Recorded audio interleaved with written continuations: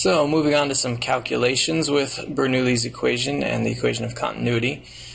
Starting off, we are going to calculate the flow rate from a hole at the bottom of a large 5.6 meter deep storage tank filled with water. So we already kind of looked at this situation in the previous video, where we've got a large storage tank and then we've got a little spigot coming out here at the bottom and some water coming out. And we want to know the flow, how fast the water flows. We want to find the velocity of the water. We'll call this situation 1 and this situation 2. You'll notice I pre-wrote Bernoulli's equation up here because you were so patient in the last video. I didn't want you to have to wait anymore. So we're going to find V2 down here. And we kind of already derived this equation that we're going to use, but I'll go through it one more time real quick. So pressures are equal because they're open to the atmosphere, so they're both 1 atmosphere of pressure, so they go away.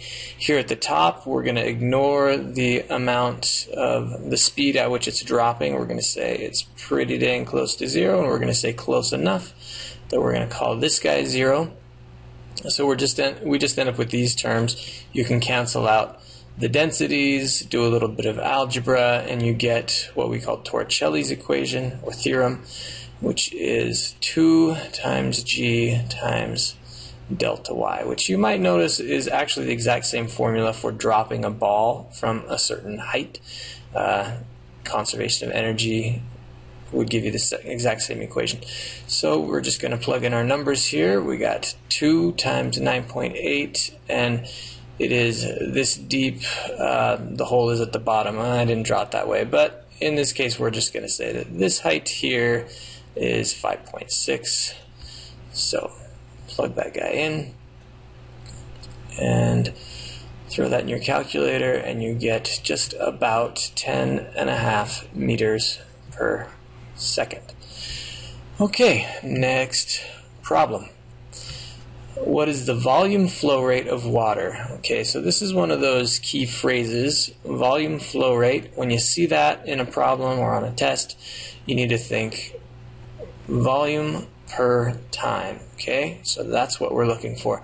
And if you remember from our last video, we said we could find that quantity by doing the area, cross-sectional area of our pipe times the velocity of the fluid flowing through the pipe.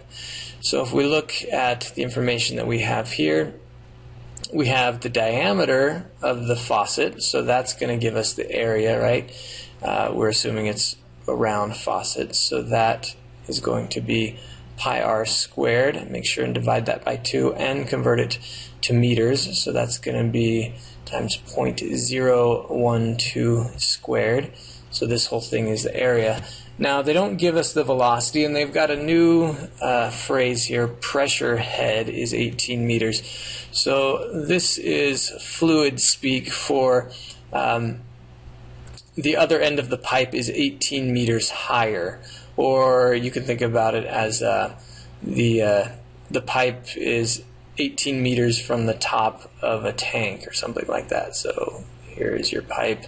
This distance here is 18 meters.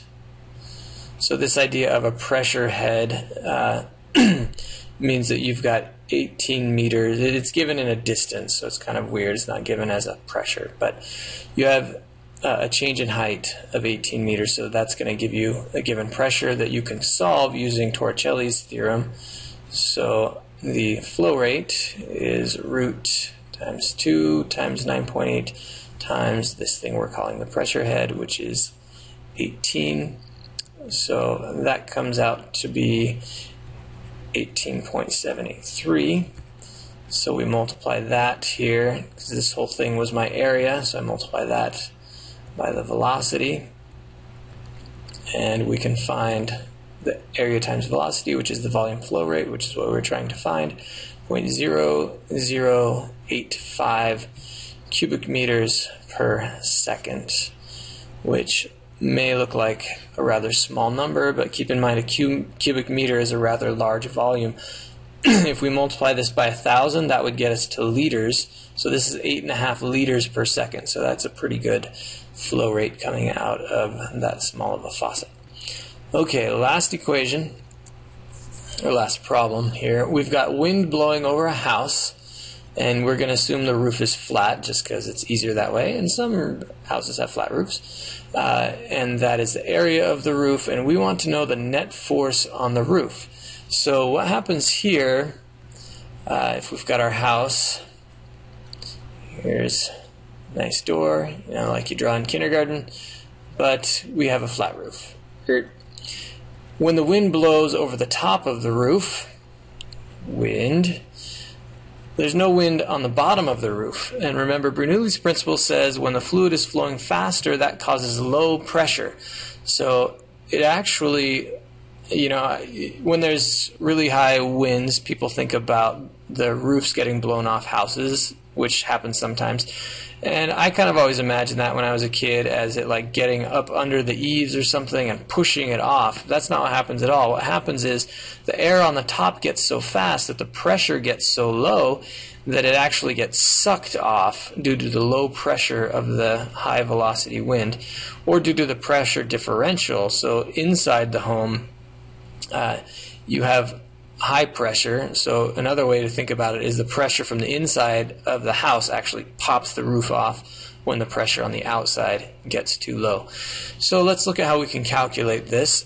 Let's cancel some few things out here. So first we're going to cancel out the rho gy's, because the height right above the roof isn't significantly different from the height right below the roof. So that guy will go away. We're going to assume that the air inside the home, I guess we need a label, outside we'll say is 1. No, that's ugly. Try again, take 2. Okay, we're going to say outside is what we're calling 1 in our Bernoulli's equation. Inside the home is what we're going to call 2. So the velocity of the air inside the home, we're assuming it's not moving very much, so that guy goes to 0. And so we're just left with these 3 terms. And what we're going to do is we're going to subtract this P1 to the other side. So I've got 1/2 rho V1 squared equals P2 minus P1, which is just the difference in the pressure, which is what we really care about. And all of that's just equal to 1/2 rho V1 squared. So the faster the velocity of the wind is, the bigger the difference in the pressure between the outside and inside of the house. But we don't want any of these quantities. What we wanted was net force. Well, the net force, there's going to be a force down from the air here and a force up here, and that force is going to be bigger. Each of those forces, pressure equals force over area. So each of those forces are going to be pressure times area. So we can go ahead and plug in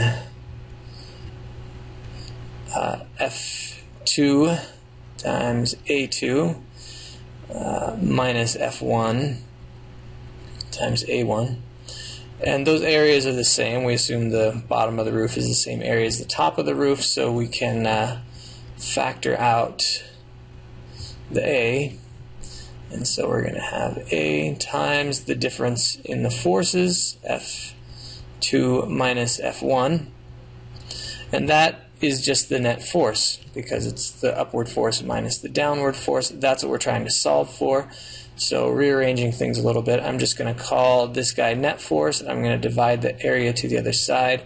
So we're going to have rho V1 squared. That 2 is still in the denominator, and now the A is in the denominator. So here's our calculation. Now this density of fluid here is the fluid that's moving, so that is air, and density of air is 1.29. The velocity was given, so that's 30, and we square that, and then we divide that by 2 times the area, which is already nicely in square meters. How nice of me. Okay, then we just multiply all that together, and we get a good force of 87,075 newtons. So I hope your roofs are secured down. Okay, thank you.